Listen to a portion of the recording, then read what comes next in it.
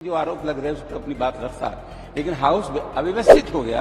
मैं अपनी बात नहीं रख सका।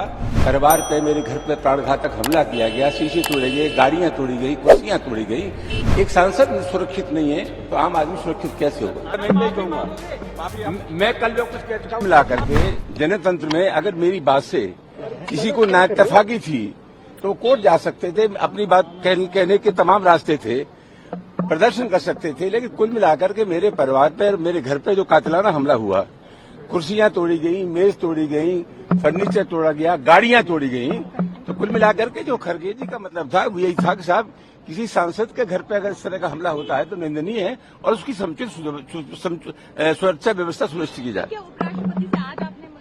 हम सुबह मिले थे। हम उपराष्ट्रपति जी से मिले थे, अपनी तकलीफ बताई थी। करना क्या है उनका काम है, हमारा नहीं हुआ। और वो दुर्भाग्य है कि आज मुझे मौका नहीं मिल पा। लेट द टाइम कम, मैं पार्लियामेंट में बोलूंगा। जो बीजेपी के लोग बोल रहे हैं, मेहरबानी करके बीजेपी के लोगों से पूछिए। मैं तो समाजवादी पार्टी का कार्यकर्ता हूँ, बीजेपी की बात मुझसे आपको पूछ रहे हैं। हाउस में जब कोई एक माननीय सदस्य किसी दूसरे सदस्य पर आरोप लगाता है, उसका नाम लेता है, तो उस सदस्य को अपनी सफाई देने का, अपनी बात कहने का पूरा अधिकार है।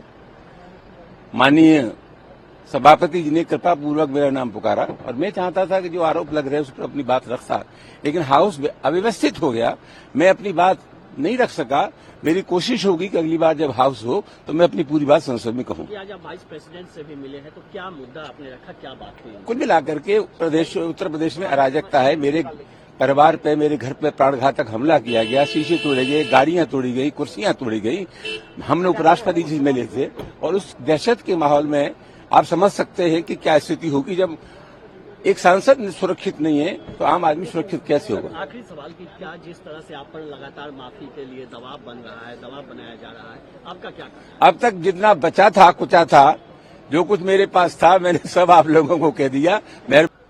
परंपरा ये है कि जब किसी का नाम लिया जाता है तो उस व्यक्ति को अपनी सफाई देने का, अपनी बात कहने का पूरा हक है।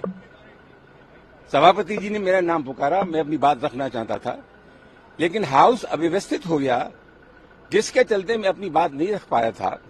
एक तो संसद में मुझे अपनी बात रखनी है, मुझे क्या कहना है अलग सवाल है। दूसरा जो महत्वपूर्ण सवाल है वो ये है कि राणा सांगा हमारे सम्मानीय थे, सम्मानीय रहेंगे और राणा सांगा जी का हम सम्मान करते हैं। इस तरह की टिप्पणी उनके बारे में नहीं करनी चाहिए।